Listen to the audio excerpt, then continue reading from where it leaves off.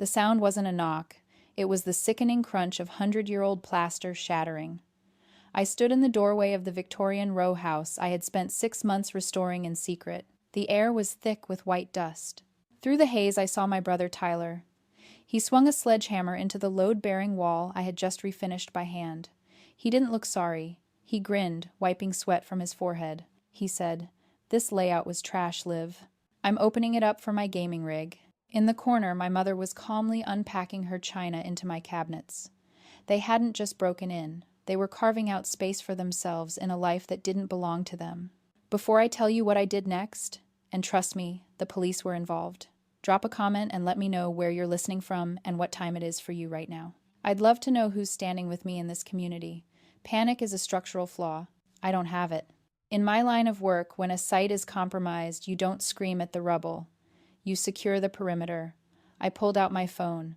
My hands were steady. I took 4 high-resolution photos of the destroyed plaster, the exposed lathe, and Tyler holding the sledgehammer. I switched to video and recorded a 10-second sweep of the room, capturing my mother holding a stack of plates she had just taken from my boxes.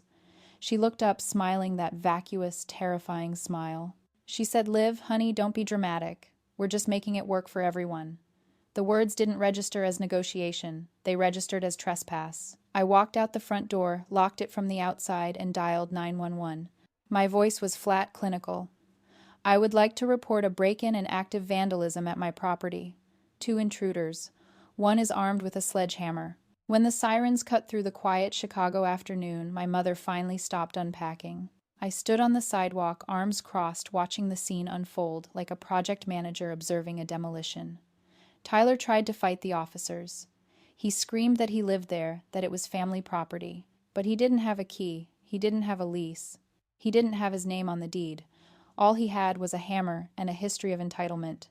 They put him in cuffs. My mother followed, weeping, shouting that I was ungrateful, that I was cruel, that I was arresting my own blood. I didn't look at her. I looked at the house. To understand why I could watch my family be put into the back of a squad car without shedding a tear, you have to understand the blueprint of my life. I wasn't raised to be a daughter. I was raised to be a load-bearing wall. For the last 4 years, while I was building my career as a project manager, I lived in my parents' basement in Naperville. They didn't let me stay there to save money. They charged me $1,200 a month for a damp room with no windows. They called it market rate. They called it teaching me responsibility. But while I was paying rent, Tyler was living in the guest room upstairs for free. I audited the family finances once years ago. I found the leaks. When Tyler wanted to start a crypto mining empire, my father wrote him a check for $15,000. When that failed, they didn't ask for repayment. They called it seed money. When Tyler got married, a marriage that lasted 6 months, my parents raided their 401k to pay $45,000 for a reception at a golf club. I was the asset. Tyler was the liability. My rent payments weren't teaching me responsibility. They were subsidizing his failures. I realized then that in the architecture of this family, I was never meant to be a resident. I was the structural column designed to carry the dead weight of the golden child until I cracked. But I didn't crack. I reinforced myself. I stopped viewing them as parents and started viewing them as a bad investment, and today I was finally closing the account. Buying this house wasn't just a transaction. It was a rescue mission. I found it 6 months ago on a foreclosure list. A Victorian row house in the city, stripped of its glory, boarded up and abandoned. It smelled like mildew and neglect, but the bones were good. Solid brick, high ceilings, original woodwork, hidden under layers of cheap paint. It was broken just like me. And just like me, I knew it could be fixed if someone just gave a damn. I bought it under an LLC, so my name wouldn't appear on public records. I emptied my savings account, $85,000 I had scraped together from freelance projects and overtime. I didn't tell a soul, not my friends, definitely not my family. For 6 months, I lived a double life. By day, I was the dutiful daughter living in the basement, nodding along to my father's lectures on fiscal responsibility. By night, I was here. I learned to install drywall from online tutorials. I refinished the floors by hand, crawling on my knees until they were bruised and raw. The physical pain was a relief. It drowned out the noise of my life. Every nail I hammered felt like I was building a wall between me and them. My family saw me as a resource to be used. They needed my rent money to float their lifestyle. They needed my silence to maintain their delusions. But in this house, I wasn't a resource. I was the architect. I was the owner. There is a concept in psychology called the scapegoat mechanism. It explains how dysfunctional groups project all their problems onto one person so they don't have to face their own failures. I realized during those long, cold nights of renovation that I wasn't just fixing a house. I was dismantling that mechanism. The silence in this house wasn't lonely. It was oxygen. For the first time in my life, I could breathe without waiting for permission. The locked front door wasn't just security. It was a boundary made of steel and deadbolts. It was the only place in the world where no meant no. And then came the dinner invitation. The trap. I should have known better. My parents invited me over for a celebratory family meal. I thought maybe they had finally noticed how hard I was working. I was wrong. They sat me down and slid a flyer across the table. It was a listing for a duplex in the suburbs. A soulless beige box with thin walls. "We found the perfect solution," my mother said, beaming. "You buy this. You live in the downstairs unit. Tyler and his new girlfriend will take the upstairs unit. It's rent-free for him, of course, until he gets his business off the ground. But think of it, Liv, the family will be together." They weren't asking. They were informing me of my next assignment. I looked at the flyer. I looked at Tyler, who was already talking about where he'd put his drum set. And for the first time, I didn't nod. I didn't agree. I said no. I already bought a house. In the city. For me. The silence that followed was deafening. Then the explosion happened. My father slammed his hand on the table. My mother started crying about how I was abandoning them. Tyler called me selfish. But I didn't care. I walked out. I thought the boundary was set. I thought I had won. I didn't know they were already planning the invasion. I thought the silence after the dinner was victory. It wasn't. It was reloading. For 6 days, my phone didn't ring. No angry texts from Tyler. No guilt-tripping voicemails from my father. I went to work. I visited job sites. I started to believe that maybe, just maybe, I had finally drawn a line they respected. I was naive. I was looking at this like a contract negotiation, assuming both parties were rational actors. I forgot I was dealing with emotional terrorists. The call came on a Tuesday afternoon. I was on a scaffolding, 20 stories up, inspecting rivets on a high-rise project in the Loop. It was my mother. I almost let it go to voicemail, but the instinct that deep program need to be available made me answer. Her voice wasn't angry. It was thin, terrified. She said, Liv, I'm in the city. I don't feel right." My stomach dropped. I asked her where she was.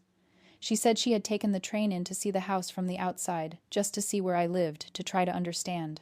But now she was standing on my front porch and her chest was tight. She was dizzy. She couldn't breathe. She said, "I think I need to sit down. I'm scared, Liv. It's getting dark." I froze. My architectural brain, usually so good at spotting structural flaws, failed to see the trap. I didn't see a manipulator. I saw my 60-year-old mother having a heart attack on the steps of a house I bought to escape her. The guilt hit me like a physical blow. If she died on my porch because I was too stubborn to let her in, that would be the end of me. "I'm coming," I said. "I'm 20 minutes away. Call 911.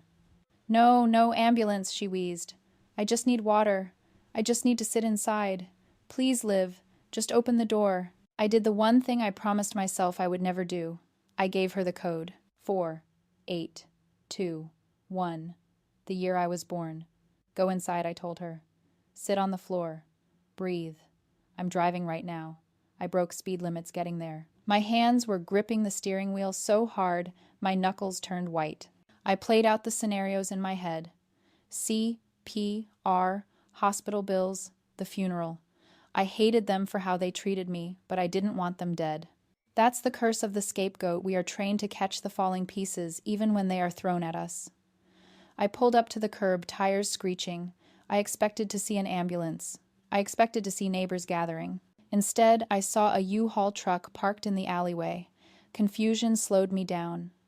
I ran up the steps. The front door, my steel-reinforced heavy oak door, was wide open. I ran inside shouting, "Mom," and that is when I walked into the cloud of dust. There was no medical emergency. There was no heart attack. There was just my mother, perfectly healthy, unpacking a box of kitchenware, and behind her the sound of the sledgehammer swinging. She looked up at me, not with relief, but with satisfaction. She said, "Oh good, you're here. Tyler needs help moving his desk." It wasn't a crisis. It was a Trojan horse. They knew the only way to breach the fortress was to trick the guard into lowering the drawbridge. And I had let them walk right in. The police removed them, but the dust remained. I spent the next 3 days scrubbing plaster out of the floorboards. Every time I wiped a surface, I felt like I was erasing them from my life. My phone became a war zone. My mother didn't stop at voicemails. She took it to Facebook. She wrote long weeping posts about ungrateful children and family loyalty, tagging every aunt, uncle, and cousin we had. Tyler sent me photos of the bruises on his wrists from the handcuffs, captioned, "Hope you're happy." I wasn't happy. I was efficient. I didn't block them. That's what a victim does. I muted them and archived the messages. That's what a lawyer does. I needed evidence. I hired Andrew, a property attorney who specialized in high-conflict real estate disputes. He was expensive, $300 an hour, but he was cheaper than therapy and much more effective. We treated my family like rogue contractors who had breached a contract. "We need to formalize the separation," Andrew said, looking at the photos of the destroyed wall. "This isn't a domestic dispute anymore. It's property damage and criminal trespass." We drafted a document. It wasn't a letter, it was an invoice. Itemized damages: restoration of historic lathe and plaster, $4,500. Emergency locksmith services, $850. Professional cleaning crew, $600. Security system installation, $2,200. Total due $8,150. I sent it via certified mail. I wanted them to have to sign for it.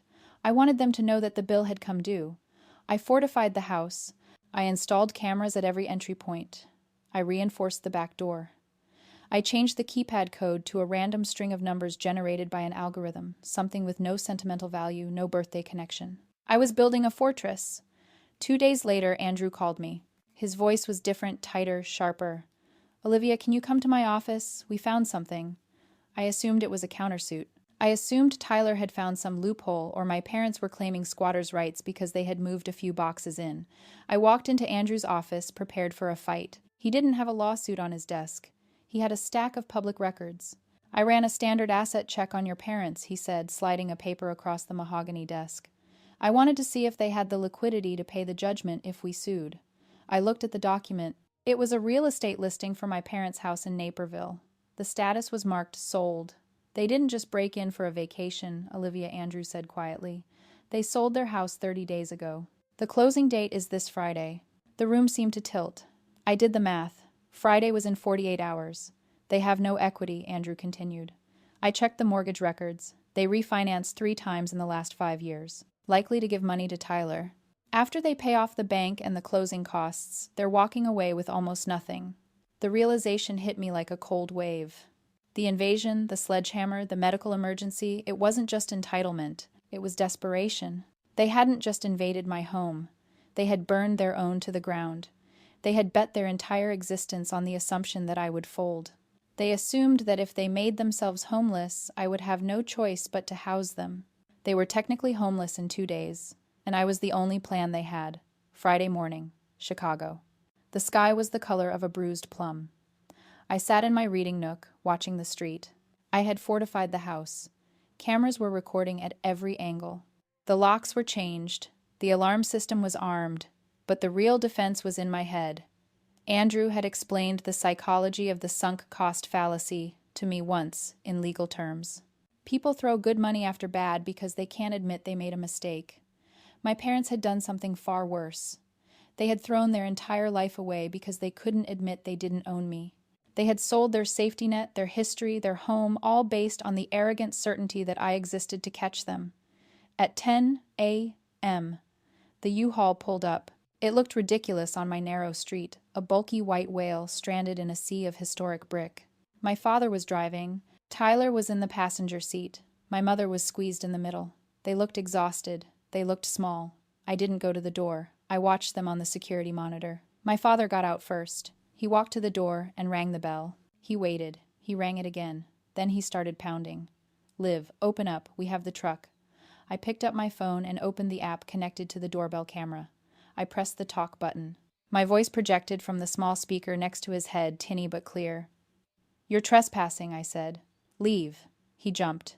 He looked around, then stared directly into the camera lens. "Don't play games, Olivia. We sold the house. We have nowhere to go. Open the goddamn door! I know you sold the house, I said. Andrew told me. That was a bad investment. My mother got out of the truck then. She ran up the steps, pushing my father aside. She was crying real tears this time, fueled by terror. Liv, please, we're homeless. You can't do this to your family. Where are we supposed to go? There's a Motel 6 on the interstate, I said.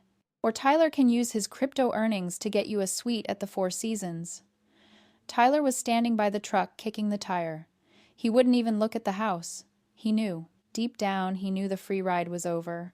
This is cruel, my father shouted, his face red. We're your parents. We raised you. You raised a retirement plan, I corrected. And the account is closed. He grabbed the handle and shook the door violently.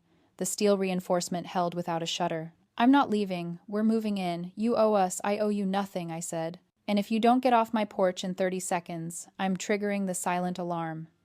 The police response time in this precinct is 4 minutes. They froze. My father looked at my mother.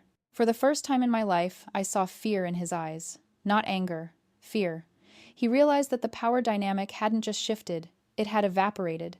He had no leverage. He had no house. He had no daughter. 20 seconds, I said. He spat on my porch. You're dead to me, he snarled. I've been dead to you for years, I said. I'm just finally buried. They retreated. It was a slow, pathetic march back to the truck. My mother was sobbing into her hands.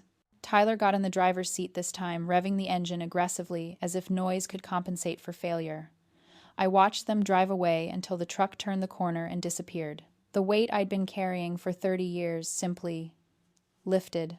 No dramatic tears, no vengeful triumph, just the clean sensation of dropping a heavy pack after a 20-mile hike. The house was quiet around me. The dust had settled. The walls were strong. I walked to the spot where Tyler had smashed the plaster. I ran my hand over the jagged edge. It was ugly, but it was mine. And I knew exactly how to fix it. 6 months later, I sat in the reading nook of the Victorian row house. The morning sun hit the west wall, the load-bearing wall Tyler had smashed. You couldn't see the damage anymore. I had repaired the lathe, replastered the surface, and painted it a deep, calming slate gray. It was stronger now than it had been before the attack. Reinforced. Just like me. The house was finished. The floors gleamed. The dust was gone. The silence that filled the rooms wasn't heavy or empty. It was serene. For 30 years I had equated noise with love, the shouting, the demands, the constant crisis management.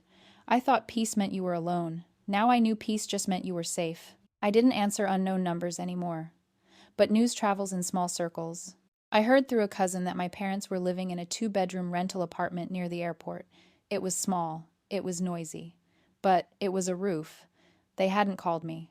I assumed their attorney had advised them against violating the restraining order again, or maybe they finally realized the well had run dry. Tyler was working. That was the most surprising part. He got a job at a distribution warehouse loading trucks. Manual labor. No crypto schemes, no entrepreneurial ventures. Just clocking in and clocking out. It was the first honest work he had done in a decade. In a way, cutting him off was the only thing that actually helped him. I stopped being his cushion, so he finally had to learn how to fall. I sipped my coffee. It tasted better here. I looked around at the life I had built. Every beam, every fixture, every boundary was my design. I had spent so long trying to be the architect of my family's happiness, trying to shore up their crumbling foundations while they swung hammers at mine. I had nearly bankrupted myself trying to buy their approval. But you cannot build a home for people who love the demolition. The fortress I built wasn't to keep the world out. It was to keep myself in. It was a place where my resources, my energy, and my peace were protected assets. I walked over to the wall and pressed my hand against the cool plaster. It was solid. It held the roof up without complaint. But unlike me, it was designed for that weight. I realized then that family isn't about blood. It's about who respects the sanctuary you build. It's about who wipes their feet at the door and who tries to break it down. I had cleared out the debris. I had secured the perimeter. And for the first time in my life, I was finally truly home. If you're the one holding the roof up for everyone else, maybe it's time to check the foundation. Share this story if you're building your own peace.